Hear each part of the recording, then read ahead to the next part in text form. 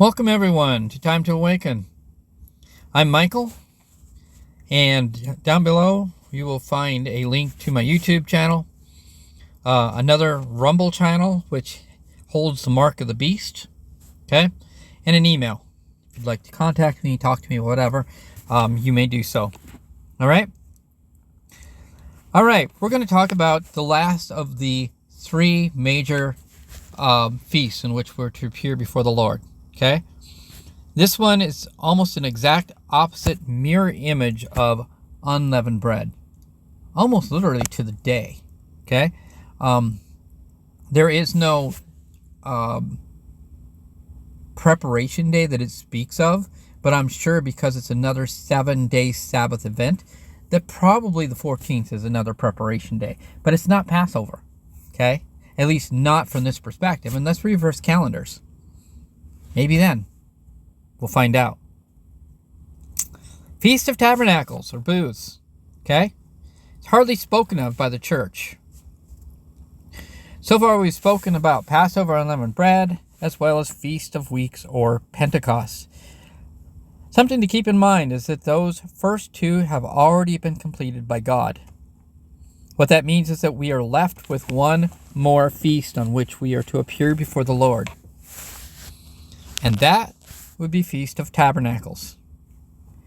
This is a feast that the church never speaks about. It is literally ignored by most. Yet, from an end of days perspective, it is one of the most important dates there is. Just as we determined in the teaching about unleavened bread, every day of this feast is a type of Sabbath. Thus, it is another 7-day Sabbath. Okay? It is almost exactly identical to unleavened bread. Okay? As I showed you in the last one, their first stop was at a place that is called Succoth, which means tabernacle. We also see this with Jacob when he escaped from Laban. So what does tabernacles or booths mean? Let's take a look at the meaning of this and also dig into the word deeper. This gets good. There are some very interesting connotations in the meaning. All right, first of all, notice I highlighted two numbers in that first one. Okay, 4633, and then you see 4632 and 4639. Okay, it says akin to. It means a very, very close understanding or meaning to this same word. Okay? It means a tent or a cloth hut. Okay? Literally or figuratively, a habitation, a tabernacle, made of green boughs or skins or other materials of that well-known movable temple of God, after the pattern of which the temple at Jerusalem was built. Okay? A habitation or tabernacle, a tent or a cloth hut. All right? And then we have sukkah, a hut or lair, a booth, a cottage. And then tabernacle, a rude or temporary shelter. Okay? There are some interesting pieces here. First, we have the Greek and Hebrew direct meaning of tabernacles. Did you see that? So we have Hebrew 55:21 and we have Greek 46:33. I just wanted to get a really clear connection. The two of them are somewhat the same. Okay? It is a place to live, whether it be a tent or some type of habitation made of sticks and boughs of green trees, as in those that are found in the spring. Why is this important, you may ask? When we go to be with Jesus and our Father in heaven, we will be going to tabernacle with Him, to live with Him.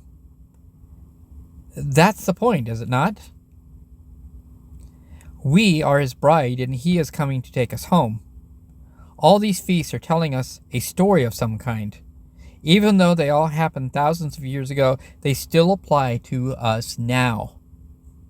They show us the direction we are to follow and where we are going. And that's a pretty cool connection, if you ask me. So how do we connect it to Jesus' time? Check out the Transfiguration story in Luke 9. And technically, it is in all three Gospels, but they are each written to 3 different time periods. And you will find that there are differences again.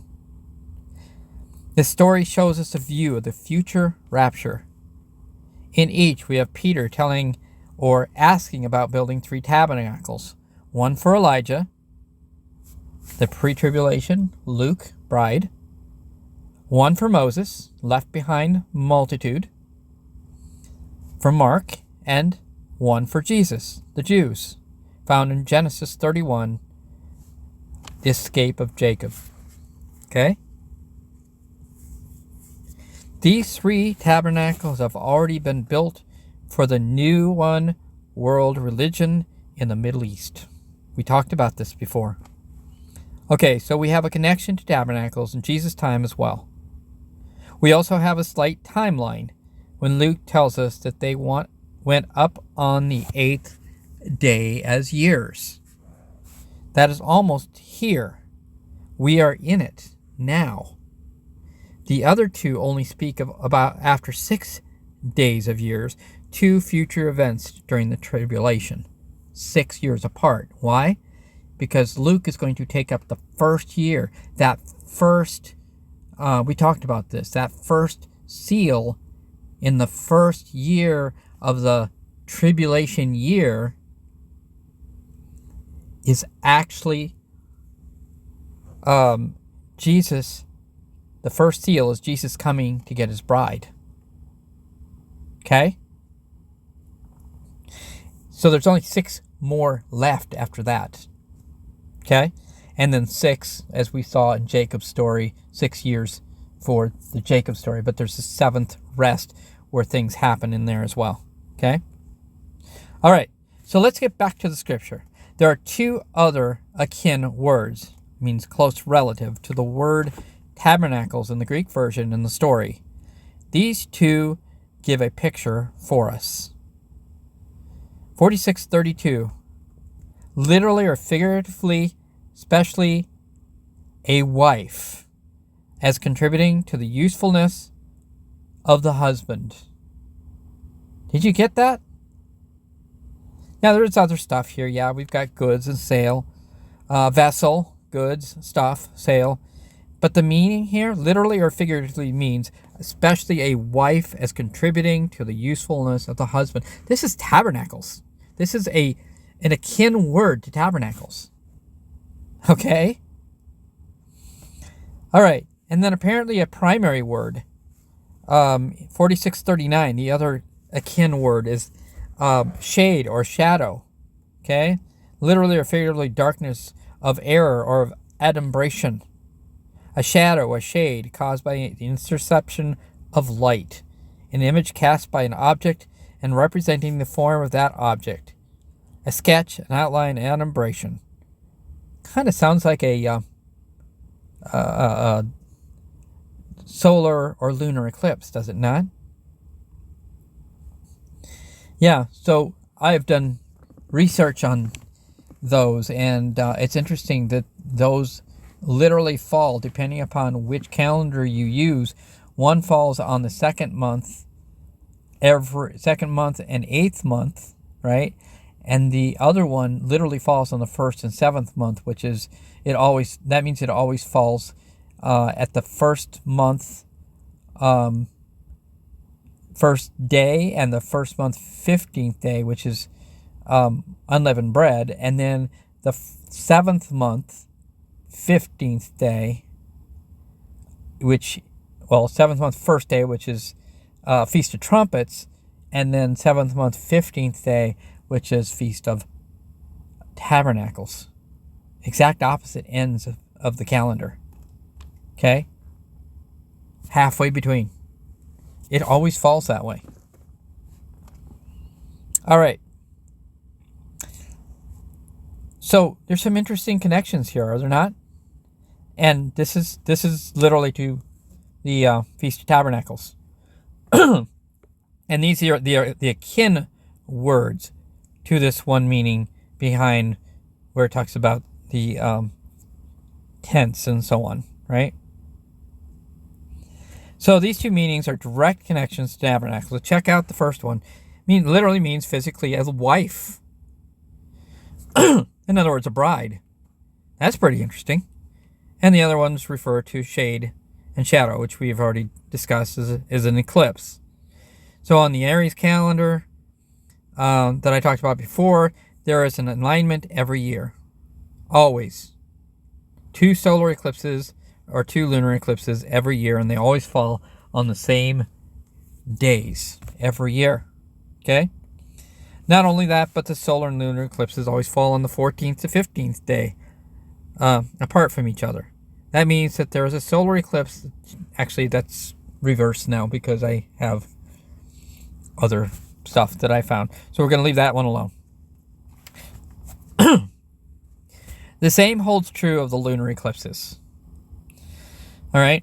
So I'm going to say this right now, according to God's calendar found in the Bible. The first day of the month, according to the biblical calendar, is not okay. We're walking away from the Jewish calendar because we know that's false. We've been talking about that for a long time. We're walking away from the world calendar. Okay, so Jews tell us, hey, we're looking for the sliver. Okay, the first sliver, and the world tells us it's dark. Well, we know that both of those are absolutely wrong because we know that they're both fake. So what we have is a full moon, new moon. Okay? And Psalms actually shows that to us. All right, moving on. What we just defined here are the dates for the time of Passover and the time of Tabernacles. The problem is that everyone is starting the year of the Hebrew calendar with Pisces. The point here is that there is a perfect alignment with the time of these feasts, and there is a meaning here that speaks to the bride of Tabernacles. That is pretty huge. Again, this is the only one of the 3 times we are to appear before the Lord that hasn't been completed yet. Now, I'm going to say this. We might have a reverse calendar. Maybe God in the end, remember we talked about that there's a second Passover type thing going on where the second Passover goes into the second month. Okay? And that's where, if you go into Pisces, that's where it falls, in the second month. So maybe that's still a possibility. I'm just leaving it open. I'm just throwing it out there. Okay? So that's where we're at. The incredible thing here is that we have 2 feasts exactly 6 months apart. Even the days leading to them have some kind of connection leading to these 2 feasts. We have the first day of each of the 2 months, and then we have the 10th day, which each has their own meaning, okay? And we will get to these 2 specific feast days and other teachings. The key here is that we have a perfect alignment of days on each end of the calendar. So that means that if we had a mirror calendar, a reversal of the calendar, that they would still fit into this mold. I'm not saying it's true, but it makes sense as you go back and you look at what happened in Moses' time, and then you saw a slight shift in Jesus' time, and now we're going to shift the opposite direction, maybe in our time. Okay? Just throwing it out there. And just to give you a rundown on those days, the Feast of Tabernacles, or booths, starts on the 15th, and we are told that this is a high Sabbath. That means that normally a Sabbath day being the 15th, but that this is a high one because of the feast. The feast continues for 7 days until the 21st. And here we are told that there is an 8th day to this feast. That day is on the 22nd day, which again, it tells us is a Sabbath day. And there are special sacrifices for them in that time.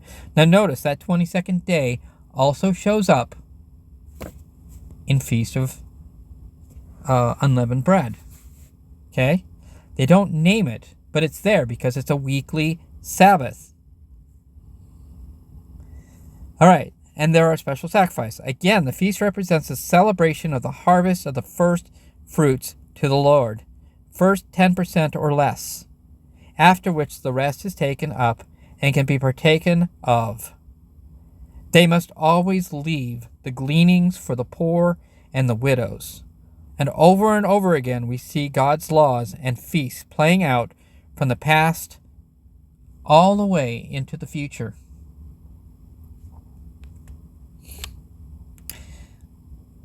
So, when one sees all of these things put together, it is hard to imagine how we could see anything else.